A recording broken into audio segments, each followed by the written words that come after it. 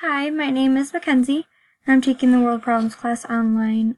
Today I'm going to be talking about the Facebook dilemma, but just before I talk about the Facebook dilemma, I kind of want to just give you guys a brief overview about what Facebook really is about, or what they tried to be about, and how they came about to be in our world today. So to start off, Facebook was established in February of 2004 by Mark Zuckerberg. He actually started this in college, and when he first started off, he only had about 20 employees, and they were all basically working out of his dorm room, which is kind of funny. The biggest goal that he thought to bring about out of Facebook is to just connect people. That's what he wanted, really, was just to bring people from all around the world to be able to talk and interact with each other. But what you'll see is a lot of times this got overtaken in the future. So when the dilemma began, it all started with the news feed and the algorithm. So I don't know if you guys have ever had Facebook or not, but on Facebook you have a news feed, and it basically gives you things that you should be looking at, and the algorithm actually goes through the things that you like or things that you look at your computer, and it systematically puts it into your news feed so that you see it more often. So the things that are popular on Facebook, the things that are trending, they will show up on your newsfeed to hopefully get more popularity by you liking, sharing, commenting, all of that. So this actually started off as a good thing because good things started spreading, but this can also be part of the reason why bad things spread, because even if it is bad and people like, share, comment, like I said, it still will spread even if it is having bad content. And then I wanted to talk about the Communication Decency Provisions Act. This is Section 230. This was actually a provision that stated that Facebook was not reliable for any violence. So if anything ever happened outside of Facebook, then it wasn't their fault just because they showed what it was about, basically. It kind of protected them against anyone who was trying to pin all of the violence to be their fault. Facebook honestly was going along with it at first, saying that it's okay because that's what they wanted in the first place, was just to be able to have people express their voice, and this kind of allowed people to be pushed to the edge. Facebook allowed them to go further and further until it got so drastic that they had to interfere with what they were saying. But most of the time, the stuff that people posted never really went anywhere or got any consequences, like I said. And then I wanted to give you guys a couple examples of the problems that came from this free voice without consequences. The first one I wanted to talk about was in Cairo, Egypt in 2011. So this actually started with their president, Muhammad. So one of the activists that made this revolution, let me give you a little backstory actually. So the revolutionist, Wael Ghamid, he actually started a Facebook event that started a revolution towards their president because they didn't like the way he was acting and the things that he was doing in Egypt. So then he actually started a revolution on Facebook and said, okay, 10 days and we can all revolt against the president.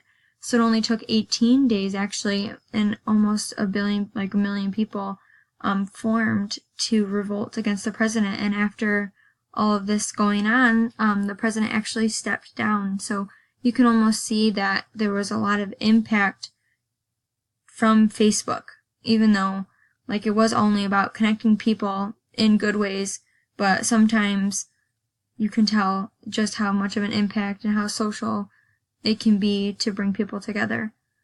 And then Facebook invested in data brokers. So what they did is they paid certain data companies to give them information about the things that people look into. So whether this is things that they like, things that they shared, they would get the information from people, or about people, and then use it for their company to make it more popular. So this was good, but also bad. So it grew their company, but also it publicized people's personal information. So this is also one of the things that was covered underneath the Provision Act, because they were covered from it. Another example of a problem that came from Facebook was in Vienna, Austria. People were posting things online that were actually against the law, and they were not held accountable just because Facebook always thought it was all about people spreading their voice anyway, so it's not like they were going to get them in trouble, not only in like America but also in Austria. So the biggest dilemma actually started in 2014 in the USA when it came to the presidential election. According to the facts, 39% of people get election data from Facebook, so you can almost see, just like I said a billion times, I guess, how impacting Facebook can be, especially getting from the data from Facebook about our presidential election, because that overall influences our thoughts on who we're going to vote for. So with all of the data being posted to Facebook, there's over 1 billion campaign posts, whether it was to Hillary or Trump. Donald Trump's digital media director actually invested $100 million on Facebook to spread advertising to specific people. So he actually got one of the Facebook employees to meet with him to see just how he could spread Donald Trump's campaign to specific people to gain support. So it's almost as if he used everyone's personal information, like shares, like I said, comments, because it's all on there, and used that in terms of making sure that whatever he was spreading about Trump was going to be seen by those people. So it's kind of crazy just to see how much you can do, you know? And then also Macedonia's influence. So this also took a toll on the election.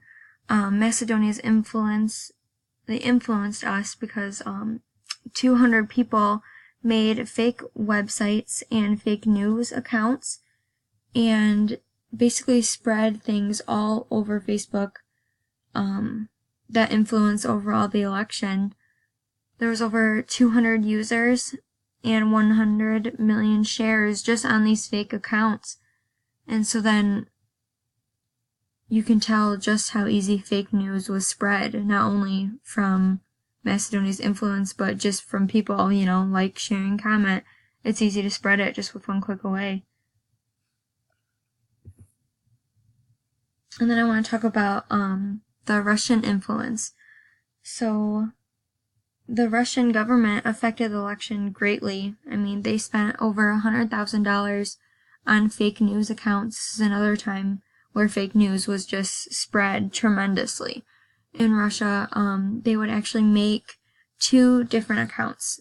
So they would have like a supporting Trump and then an against Trump, or supporting Hillary against Hillary.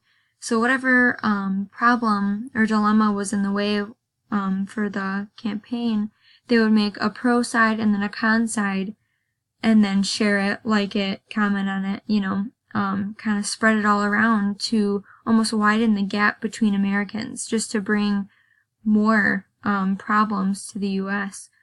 So when it comes to these fake ads, it was a fact that 150 million Americans seen these ads. So you can only imagine what kind of an impact it made on the voter's mind when actually going to the ballots and, you know, all that stuff. And then another time where this made where Facebook had an impact was through these fake news outlets. A lot of things were made from them. So like the Texas Muslim Revolution in 2016, that was an event set up through Facebook. The Florida pro-Trump rally, that was set up through Facebook. The New York City revolting against Trump, that was set up through Facebook. So as you can tell, Facebook is a huge, not only just an internet company, but a media outlet almost. I mean, they don't purposely set up like news, but at the same time, you have to realize what is going through your company, what you're spreading. Even though you're not purposely making fake news outlets, you also have to understand that these posts are being made, and you have to not only imply consequences, but you have to edit them and make sure that fake news is not only impacting your company, but it's impacting everyone else that's using Facebook.